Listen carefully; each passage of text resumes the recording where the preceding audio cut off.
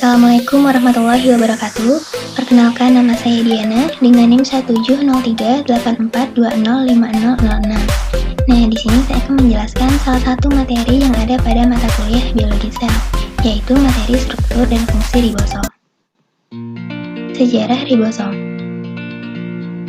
Ribosom pertama kali diteliti pada pertengahan tahun 1950-an oleh George Emil Pallade, ilmuwan biologi sel yang berkebangsaan Romania. Beliau meneliti ribosom ini dengan menggunakan mikroskop elektron. Kata ribosom pertama kali digunakan oleh ilmuwan Richard B. Roberts pada tahun 1958. Istilah ribosom berasal dari bahasa Yunani, yaitu soma yang berarti badan, dan ribonukleik asid yang berarti asam ribonukleat. Nah, ini adalah profil dari George Emil Pallade.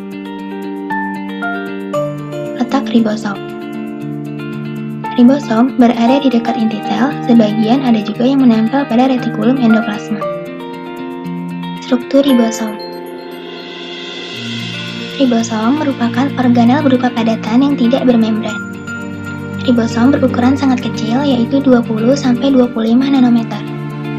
Ribosom tersusun sebagian besar atas RNA atau ribonukleik asid, sekitar 60%, dan protein sebesar 40%. RNA ribosom atau rRNA disintesis di dalam nukleus inti sel dan diekspor serta difungsikan di sitoplasma. Ribosom eukariot berukuran sedikit lebih besar daripada ribosom prokariot. Struktur ribosom. Di dalam ribosom terdapat 3 bagian yang memiliki fungsi tersendiri, yaitu bagian P atau peptidyl site, bagian A atau amino acid site, dan bagian E atau exit site. Nah, bagian atau situs P ini merupakan tempat pengikatan tRNA yang membawa rantai polipeptida yang sedang tumbuh. Kemudian, bagian atau situs A merupakan tempat pengikatan tRNA yang membawa asam amino yang akan ditambahkan pada rantai polipeptida. Kemudian, bagian atau situs E merupakan tempat keluarnya tRNA yang sudah terdeasilisasi. Nah, ini adalah gambar dari struktur ribosom. Jenis-jenis ribosom.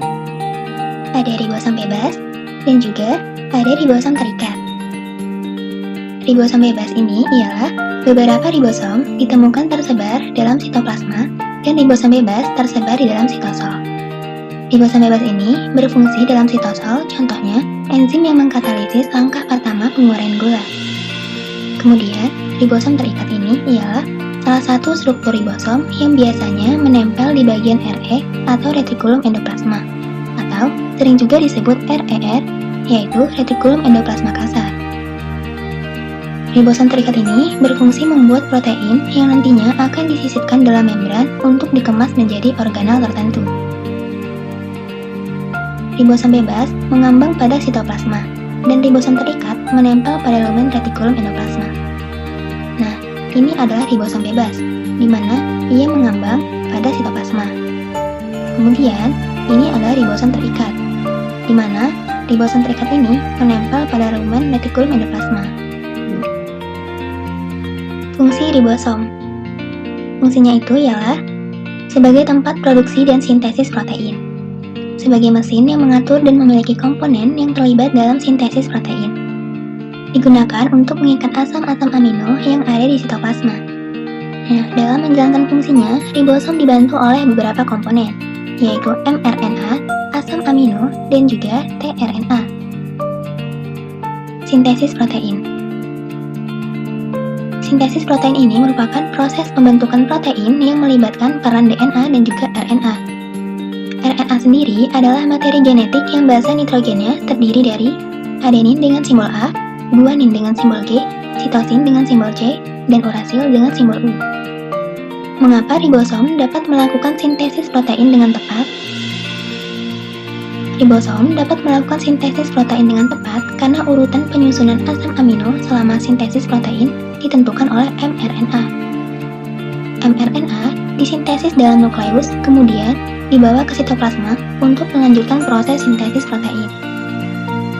Berikut terdapat gambarnya. Faktor-faktor yang terlibat dalam sintesis protein.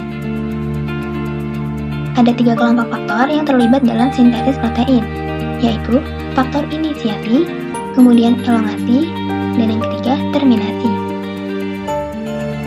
inisiasi adalah faktor yang mengawali pembentukan rantai peptida. Kemudian, faktor elongasi adalah faktor yang berperan dalam pemanjangan rantai peptida.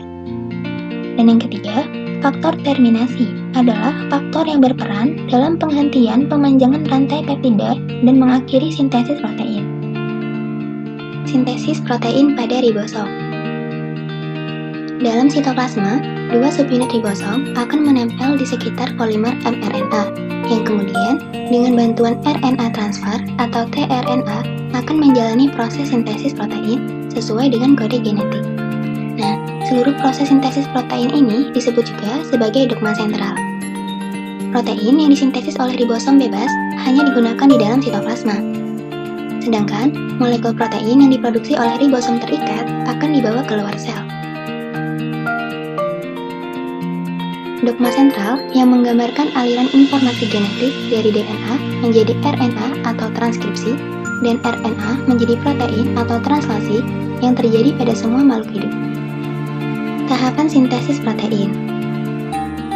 Tahapan sintesis protein ini dibagi menjadi dua langkah, yaitu transkripsi dan juga translasi.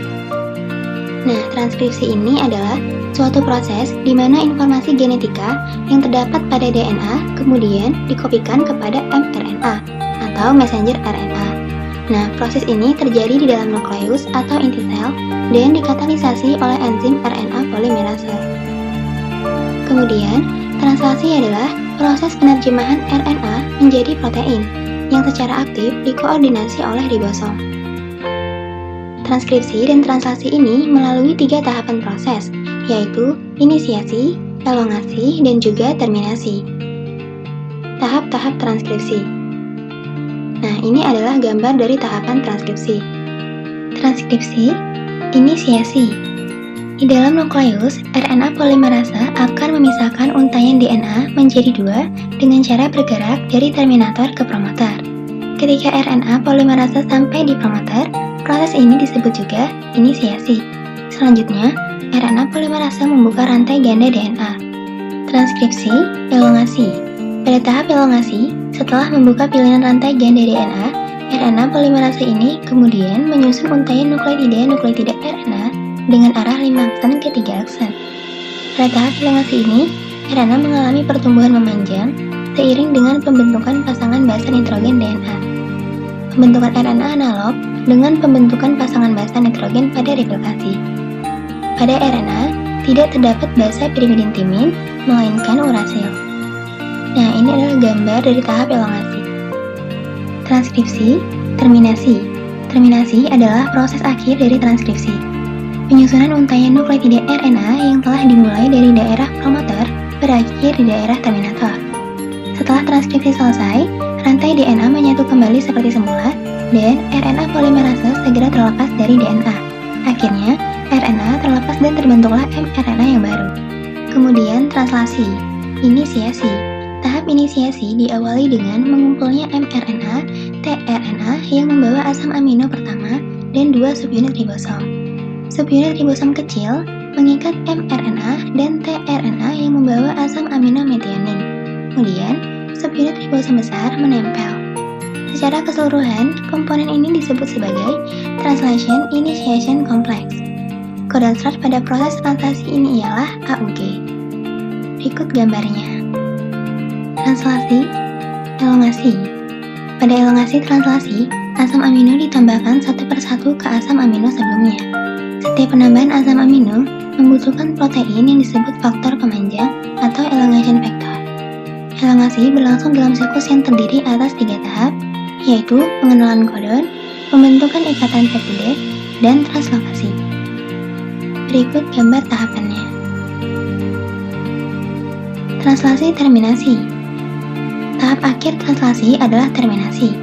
Elongasi akan berjalan terus-menerus hingga codon stop pada mRNA mencapai sisi A pada ribosom.